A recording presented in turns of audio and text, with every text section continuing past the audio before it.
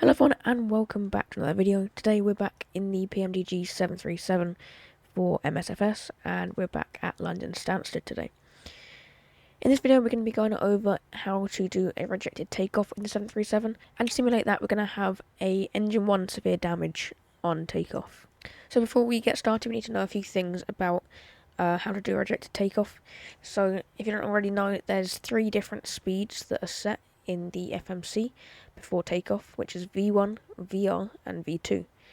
V1 is the point of kind of no return. You can't abort a takeoff after V1 speed because there's not enough runway left to stop safely and remain on the runway. VR is your rotate speed, the speed at which you can safely rotate the aircraft and climb and begin to pull away from the ground. And then V2 is your safe climb speed, which needs to be above, ideally, by about 50 feet. Also need to make sure that our trim is set according to our CG, which we set, and our trim today is 5.54, and we can check that roughly on here. There's no actual specific way of checking it, you just got to get it roughly on 5.54. Something I find to help with takeoff anyway is to have the V2 speed on your speed bug here on the MCP, along with the runway heading, so you can keep that after departure if you need to in case of an engine failure, and your initial altitude, which for us is going to be 6,000. I'll just put in the Lambourne for Mike departure, I believe it is, out of runway 22. I'm not going to be flying the full route today, obviously, as we're going to be doing a rejected takeoff in just a minute. So let's go over what's actually going to happen when we do the rejected takeoff.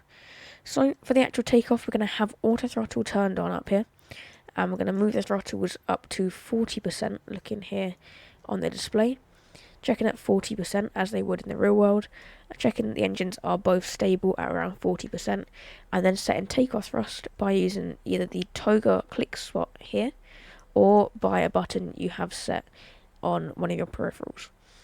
Once we do that, the throttles are going to move forward all the way to the toga for our takeoff, which is currently D rate 2, and that's where them green arrows are. That's where the engines are going to sit. Once we get the severe damage, the first thing we're going to do is turn off the auto throttle and check that the light goes red here, and then close the throttle immediately and then pull out the reversers all the way, and that will then bring us to a complete stop. Before we do that though, and before we get started on the takeoff, we also have to check that we have auto brake in RTO, which stands for rejected takeoff mode. I forgot to mention was the speed brakes. Once we've closed the throttle and got reversers out, we're going to put down the speed brakes, or put up the speed brakes, sorry, and that will help to slow the aircraft down. So we're not on vatsim today. In this video we're just going to be doing it offline, but do let me know if you want to see this on vatsim. We can go over all the ATC procedures as well. So let's check that the aircraft is ready for takeoff. We've got landing lights, turn off lights, taxi lights, engine start switches are on continuous, and everything is set in the MCP. V speeds are set. Auto brake is RTO, gear is down, currently 3 green, flaps are 5, green light, and parking brake is off. Okay, so just before we get going, let's set the engine 1 severe damage to armed, and let's set it to 20 seconds. And we'll set that to execute once we have set the engines to toga. Okay, so let's get going.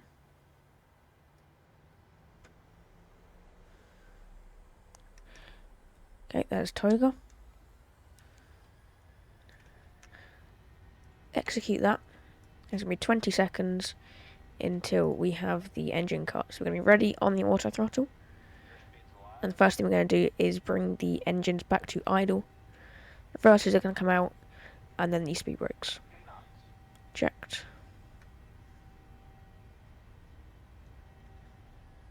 There's the cut, auto throttle off. Reversers out, speed brakes.